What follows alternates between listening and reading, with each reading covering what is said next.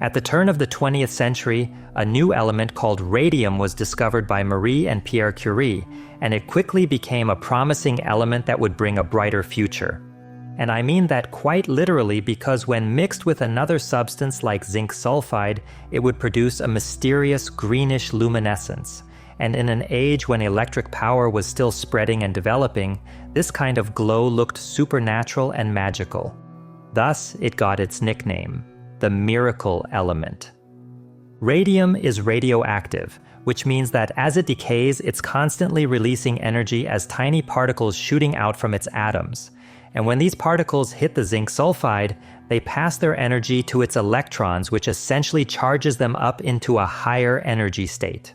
And as these electrons settle back to normal, all that excess energy is released as a steady light, resulting in a luminescent glow that could persist for years without ever needing a battery or any other power source. This whole process is known as radioluminescence, and it became a tactical revolution of the First World War due to its vital role in lighting up dials in the dark trenches and to illuminate both naval and aircraft instruments.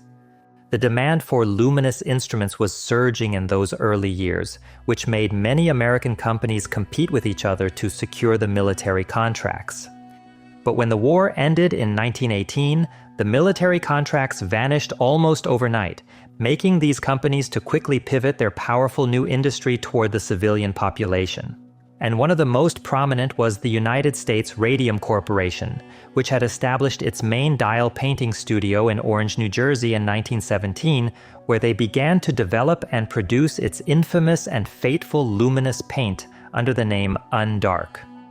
The Orange studio hired dozens of young women as dial painters. Most were in their late teens or early 20s. Compared to other work available to women such as laundry worker or seamstresses, dial painting was considered prestigious. The pay was a lot higher and the work hours were regular, which was extraordinary for young women at the time. The company's name also sounded scientific, patriotic even, that made their families proud to say their daughters worked there. Their supervisors also relentlessly assured these women that the work was perfectly safe, even as they demonstrated how to use their lips to form a fine point. This technique was called lip pointing, and it was intended to keep the strokes precise and speed up production. And because radium was being sold in pharmacies and endorsed in magazines, there was little to no reason to doubt it. And nobody in those early years imagined that swallowing those traces over and over meant that they were seeding their bones with a radioactive material that would stay there for centuries. Radium coated everything it touched, and when these women walked back home through the dark streets, their clothes would give off a faint glow. Locals even said that you could spot a dial painter easily only by the way they look. And for the women, this glow was just part of the job's peculiar glamour. They joked about it, sometimes even deliberately painting their teeth and nails before heading out to a party. And why would they be afraid? Radium was everywhere in American culture at the time. It was sold in pharmacies as a tonic to help with fatigue and arthritis. Toothpaste and face creams were even made with it, and in some places people even sold radium chocolate as a rejuvenating food. So the glow wasn't something to fear. If anything, it felt modern, even enviable. But as time went by, these dial painters began noticing that there was something wrong with their bodies. The signs were subtle and were easily dismissed, like a dull ache behind a molar and a small swelling along the jaw. For young women in their late teens and early 20s, it didn't seem alarming at all. They just assumed that everyone's teeth needed a little work from time to time, and that minor aches were just part of life. So after dentists pulled the bad teeth, many of them continued working. But the sockets from the extractions never healed, and the wound remained open. And soon enough, ulcers began to spread all over their mouths. In some cases, parts of the jaw came out when dentists tried to pull a tooth, as the bone had become so decayed that it simply crumbled in their hands. Fragments of dead bone would also push through the gums, which was a sign of a condition now known as radium necrosis. Some women described it as if their jaws were rotting away, eating them up from the inside out. Doctors struggled to make sense of it. They saw the jaw necrosis and compared it to phossy jaw, a condition that afflicted match factory workers in the 1800s, where phosphorus ate away at the bones of the worker's face. But phosphorus had been banned years before, and these girls weren't working with it. Some other doctors even thought it was anemia, and some even blamed it on poor nutrition and overwork. In other words, no one had a clear idea of what was going on because no one had seen anything quite like this. Meanwhile, physicians and lawyers employed by the United States Radium Corporation often dismissed the women's complaints. In certain notorious cases, they suggested syphilis as the cause, which was a cruel accusation. Not only did it dismiss the women's suffering as unrelated to their work, but it also stigmatized them with the implication of a sexually transmitted disease. Families who had once bragged about daughters working for a modern scientific company now had to face shame and suspicion. One of the dial painters falsely accused of having died from syphilis was Mollie Maggia, who died at the age of 24 in 1922. That lie buried the truth along with her for several years that even her own sisters who also worked for the company believed it at first. She was in fact the first dial painter to have died due to radium poisoning, and the story earlier about a woman's jaw falling apart was hers. Her lower jaw had been so badly damaged that her dentist could lift out large pieces entirely by hand shortly after she died. And as more and more dial painters' health began to deteriorate, local physicians, including pathologist Dr. Harrison Martland, determined to find out what the cause was. He was the Essex County medical examiner, and unlike the company's own doctors, he had no reason to tell anything but the truth. So in 1927, he ordered Mollie's body to be exhumed. 5 years after her burial, her bones still emitted radiation strong enough to fog photographic film, as the radium had permeated every part of her skeleton. Dr. Martland later reported that her bones were so fragile they could crumble or be cut through with ease. Some of the young women also developed fractures from the slightest misstep, as their bones could no longer support the simplest movements. Daily life became extremely exhausting that even walking to the market became a dangerous task. These women were trapped in a slow internal decay that even the best doctors of the era could barely understand.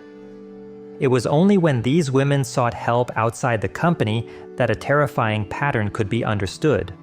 When independent physicians took X-rays examination, early radiological testing showed that radium had concentrated in their skeletons. This was the first concrete proof that radium wasn't just on them, it was in them. But doctors could only advise surgery and sometimes drastic removal of infected bone because there was no treatment available to remove the radioactive material from their bodies. Radium's hazards were actually understood in scientific circles for more than a decade. The company's management knew enough to be suspicious, as their own scientists and lab workers used protective equipment when handling radium salts. Even the man who started it all would eventually grow concerned after witnessing the effects firsthand. That man was Dr. Sabin von Sochoky, a physician and chemist who had studied the element in Europe following the groundbreaking discovery of radium by Marie and Pierre Curie. He then moved to the United States in 1913, bringing with him both the technical knowledge and the vision to commercialize luminous radium paint. He co-founded the Radium Luminous Material Corporation in 1914, which by the early 1920s became known as the United States Radium Corporation. He was also the one who developed the Undark, the very paint that would define the entire tragedy. And in 1919, he noticed that his own hands were being damaged from handling the radium. It made him concerned enough that he personally warned the dial painters to be more careful and to avoid lip pointing altogether. His warnings, however, were often overruled by the company's management, including President Arthur Roeder. The factory supervisors routinely reassured the women that the paint was harmless and dismissed his concerns as they had a financial incentive to enforce lip pointing, since any other method, like using rags or water to clean the brushes, was seen as wasteful, both in time and materials. Dr. von Sochoky ultimately succumbed to the radium's effects. He himself fell victim to radium poisoning, suffering from severe radiation burns and deteriorating bones. He died in 1928 at the age of 46, killed by the very element he had brought to the United States. And in the meantime, the ailing women were already deep in their legal fight when his death provided the key piece of evidence they needed. His status as a co-founder and scientist made his fate impossible for the court to dismiss, and in doing so, forced the law, which had offered little hope in the beginning, to finally tilt in the women's favor. The earliest and most famous challenge came from a group of 5 women from the U.S. Radium plant in Orange, New Jersey. Their names were Grace Fryer, Edna Hussman, Catherine Schaub, and sisters Quinta McDonald and Albina Larice. These girls would collectively become known as the Radium Girls. Grace Fryer was forced to quit her job when her health collapsed, and by 1925 she could barely walk from severe spinal damage. Yet it took her 2 years just to find a lawyer willing to take the case, because the prospect of suing a wealthy, powerful corporation like U.S. Radium with its complex scientific defenses was too daunting for most lawyers. Finally, in 1927, now represented by attorney Raymond, the 5 women filed suit against U.S. Radium but immediately ran into a nearly impossible barrier: the statute of limitations. Under New Jersey law, an injured worker only had 2 years after the accident to bring a claim. The problem was that radium poisoning didn't work like a broken arm or any other workplace accident, since its effects developed slowly, mostly over 5 to 10 years depending on the severity. So by the time these women knew what was wrong with their bodies, the legal window had already closed. But Barry countered with a bold argument that the statute of limitations should not begin when the exposure occurred, but rather when the injury was discovered. This principle, which he called the discovery rule, was a legal long shot. He essentially asked the court to bypass the strict existing letter of the law in favor of a new sense of justice.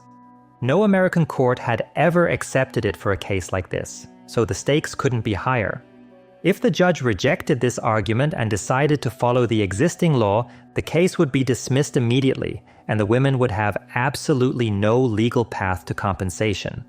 And to ensure that very outcome, U.S. Radium fought back with a cold, calculated strategy.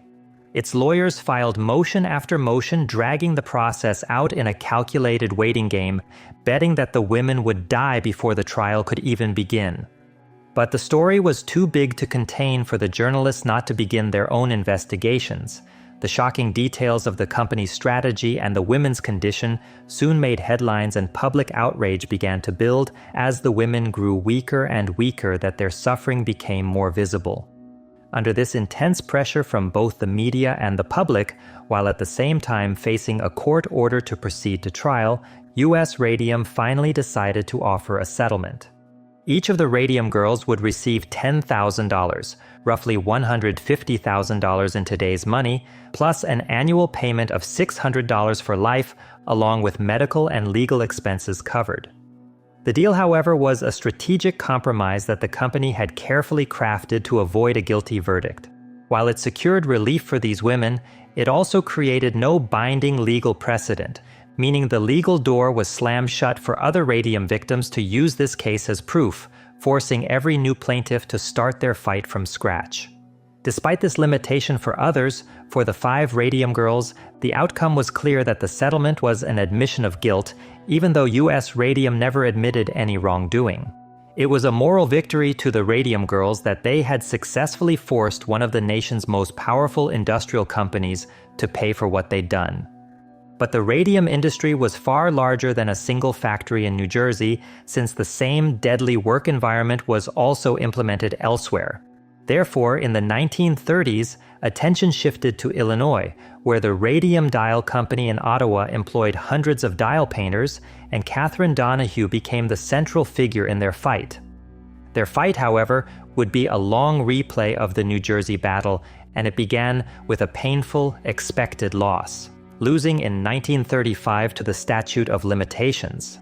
But they appealed, and 3 years later, the Illinois Industrial Commission ruled in their favor. The decision established that employers had a non-delegable duty to provide a safe workplace and affirmed the discovery rule.